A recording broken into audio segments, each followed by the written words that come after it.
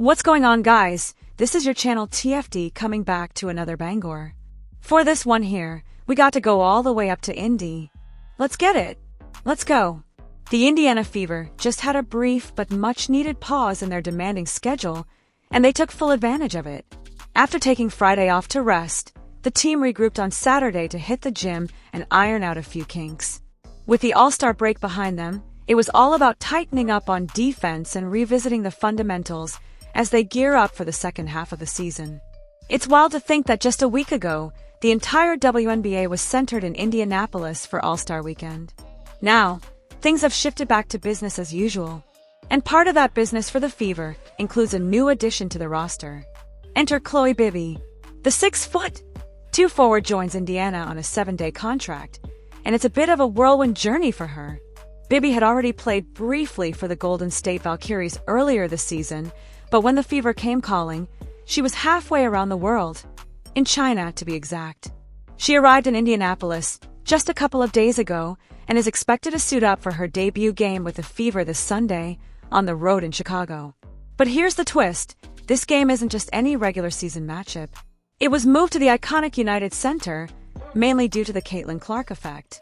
However, in a bit of unfortunate timing, Clark won't be taking the floor.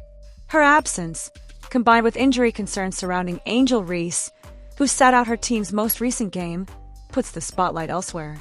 Still, the buzz hasn't died down.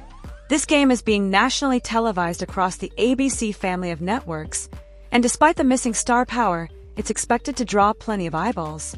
After Saturday's practice, we caught up with Kelsey Mitchell, who's quietly been one of the WNBA's most consistent offensive threats. She opened up about her defensive mindset and shared how she trains during the regular season to stay ready for pressure moments. We also heard from Fever head coach Stephanie White, who continues to emphasize discipline, energy, and effort from her squad. And of course, we got a chance to hear directly from the newest face in the locker room, Khloe Bby. It's clear she's eager to contribute, bring some physicality, and prove herself in this short stint with the team. The second half of the season is underway, and for the Indiana Fever, every game matters. Whether it's tightening rotations, finding new chemistry, or welcoming unexpected help like Bibby, this team is all in on building momentum. And just like that, it looks like Caitlin Clark may be taking a major step forward in her road to recovery, folks. For this update, we've got to head up to Indianapolis because that's where things are heating up. Now, as many of you already know, Caitlin has been working with doctors across the country, trying to get answers and solutions for this groin injury that's kept her sidelined. There were even multiple reports suggesting she recently traveled to New York to meet with specialists, something that was quietly acknowledged by both the Indiana Fever coaching staff and WNBA insiders. But here's the thing, we still don't have an official update. No confirmed timeline. No detailed report from any doctor. Everything has been hush-hush so far. However, the first sign of hope came courtesy of Scott Agnes from Fieldhouse Files. He was at a recent Fever practice and dropped a short clip that caught everyone's attention. Caitlin Clark suited up during practice. That's right, she was in practice gear, moving around with the team. Now, if you've been following her situation closely, that's a huge deal. Based on what we've seen, she's not just doing light drills. She was jumping, active and clearly involved, even if it's not full speed yet. So what does that mean? Well, no one's saying she's 100% or ready to jump back into games tomorrow, but this absolutely suggests her injury might not be as severe as originally feared. Dressing out and engaging in any kind of physical work with the team is a positive sign, especially considering how vague the updates have been. And if we're reading the room correctly, this could mean Caitlin Clark's return is closer than anyone expected. For now, it's a waiting game. No one from the Fever or WNBA has given a firm timetable, but this footage, it speaks volumes. Let's roll that clip and break it down, because if this is any indication, Caitlin Clark might just be on her way back sooner rather than later.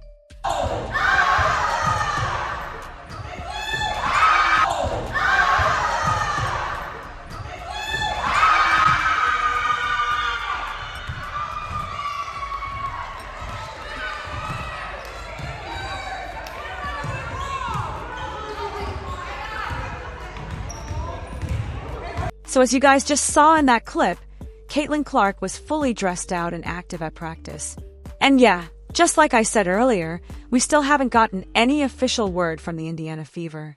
No formal statement, no press release, nothing concrete. But I'm telling you right now, this is a really promising update. From what we've seen, Caitlin moving around, jumping, suited up, it's clear she's not just sitting on the sidelines anymore. That's a big shift. A week ago, she was flying out to meet with doctors, trying to figure out what's next with this groin injury. And now, suddenly, she's back on the court, even if it's just practice. That alone speaks volumes. Is she 100%? Probably not yet. Is she game ready? Still a question mark. But when a player goes from medical evaluations to showing up at practice in uniform, that's a sign that things are trending in the right direction. It's not official, but from what we're seeing, Caitlin Clark's return might be closer than anyone expected. So keep your eyes peeled. The Fever may not be saying much, but the footage we're seeing tells its own story, and it's looking like Caitlin could be back sooner rather than later. What's special about this opportunity for you? Yeah, I mean, obviously I'm really excited. I had some stint there at Golden State and it was a great time. So yeah, went over, played with Australia, won a gold there, and that was great. So just to be back in the W and have another crack is really exciting. Really grateful for this opportunity here with the Fever and just excited. What's it like to get up to speed so quickly? Obviously having to learn some of the plays, probably watching film to catch up on what you have missed. Yeah, everyone's been super great, really helpful. So, just kind of taking it all in my stride right now and one step at a time. But everyone's been super helpful, so it's been good transition so far. So where were you when you got the news or got the call that the Fever were picking you up? I was in China. Oh, wow. Yeah. So how quickly were you, is it just scramble mode then coming over to the States, pack a bag and go? Well, yeah, I was already so I went from San Francisco to China, and so then I didn't really get to go back to Australia. So just from China, I was like, well, I already have some stuff packed, so then just come back over here, back to America. So yeah, it was good. It all happened pretty fast, but as I said, super grateful for the opportunity. Does it still feel chaotic now that you've been with the team for a day, or do you feel like a little bit settled now? I feel a little bit settled. I have had a lot of sleep, which is great, so I think I've got over the jet lag a little bit, so feeling good. You had the chance with Golden State to play against this Fever team. Yeah. What kind of your impressions then, and how do you feel like you can fit into what they do? Yeah, for sure. Obviously, really physical team, tough, fast-paced, and I like that fast, style. So I think that suits me a lot.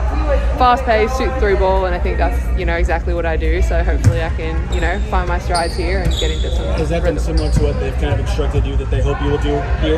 Yeah, I think just as long as I bring some energy and fast-paced everything, and just try find my shots within the offense and just getting to know the girls and chemistry and stuff. It takes time, but to try and build that quickly, and everyone's been really good so far. Do you have any familiarity with any of the players? I think I've honestly played against everybody. Sure. I haven't played with anybody, but I think with a college professional something, there's some sort of tie nearly with everybody on the team, so that's good.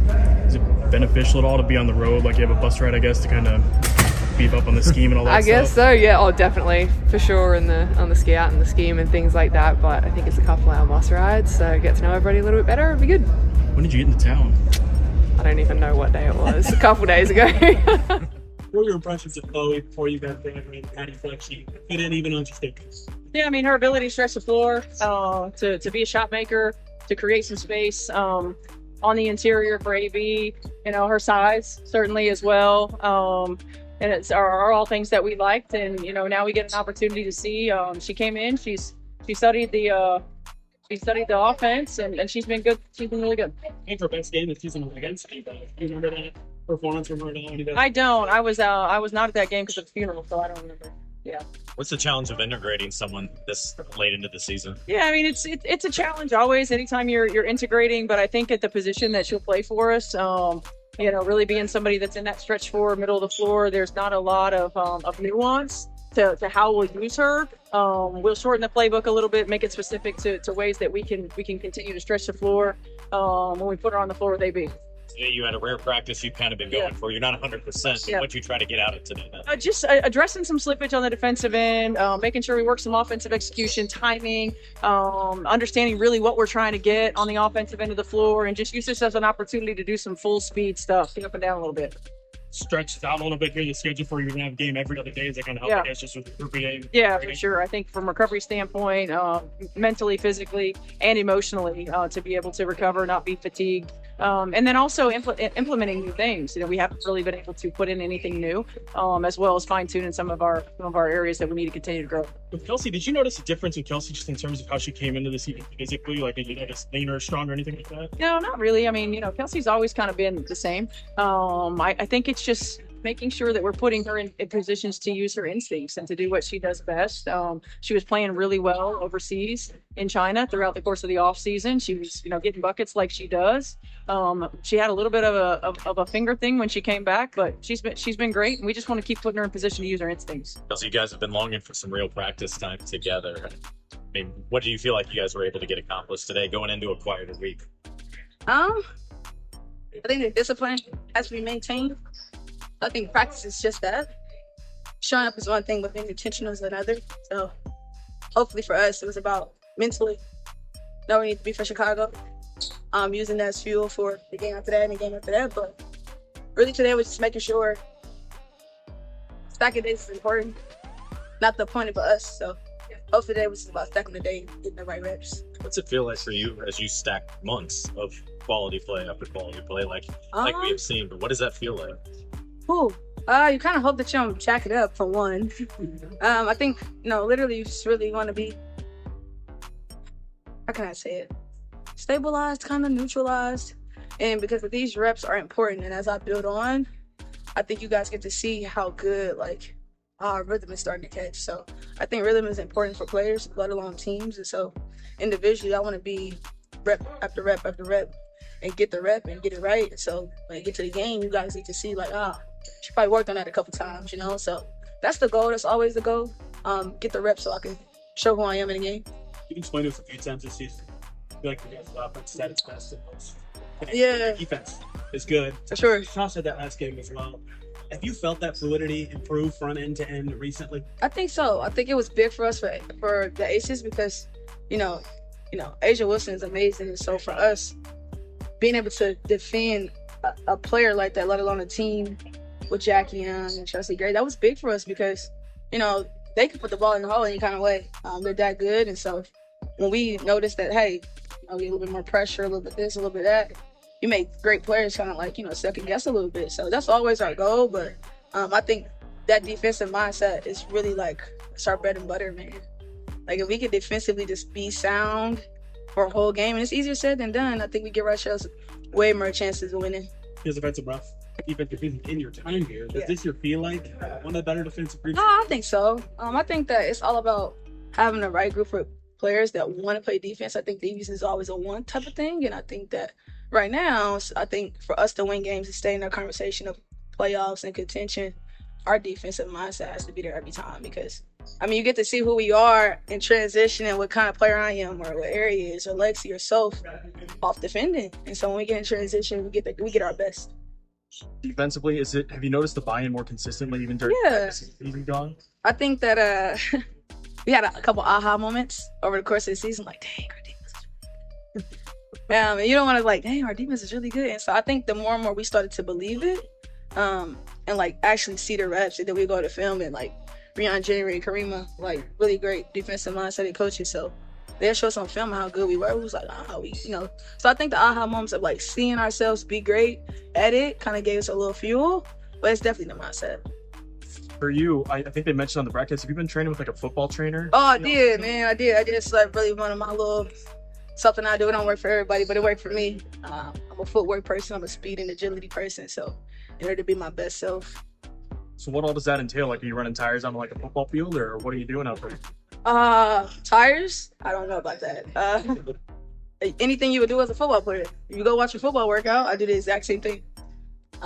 Being able to backpedal, turn your feet, really a lot of more DB type of stuff, and being able to use your footwork to get to the spots, taking the angles to break down and de-escalate and then speed back up and really change directions is really big in the basketball world. So if I could do it with the football players and see them guys do it, like I did it like 3 or 4 days a week, and I sucked. I was horrible, but I was there with football players and they was like catching the football. I was just using basketball for that.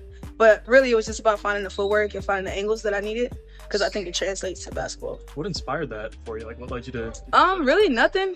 My trainer, the guy that I live with, he's a really top football coach. And so we, got back to the basics of the plan and what we're going to do for the preseason. He was like, we're going to cover a lot more football stuff that aligns with basketball. And so there you got it. So throwing a basketball like football?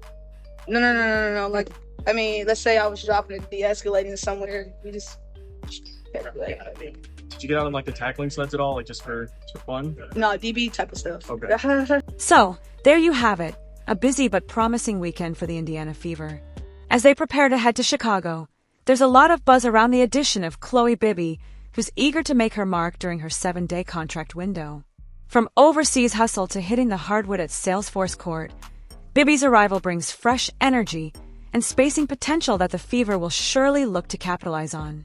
Meanwhile, it's clear that this Fever squad is starting to find its rhythm, particularly on the defensive end. Kelsey Mitchell continues to shine with her consistent play and intense preparation, including some unconventional football-style training that's translating well on the court.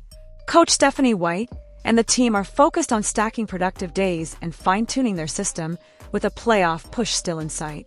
The Fever may be facing uncertainty with Caitlin Clark sidelined and the spotlight shifting to new faces like Bibby, but this team isn't backing down.